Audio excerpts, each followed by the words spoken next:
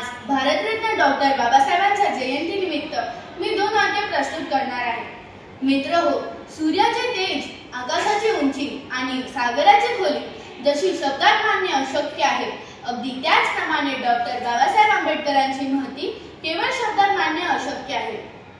14 April 1891 रोजी doctor Babasaheb आंबेडकरांचा मध्य प्रदेशातील महू गावी जन्म झाला होता।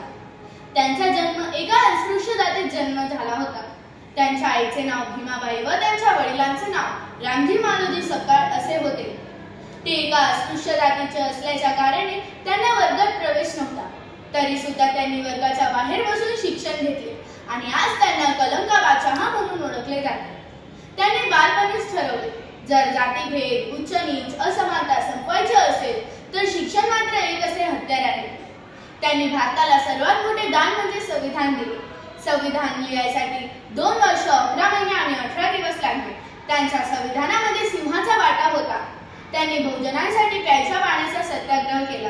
त्यांनी काळाराम मंदिराचा सत्याग्रह करून बहुजनांसाठी प्रवेशद्वार मोकळे केले।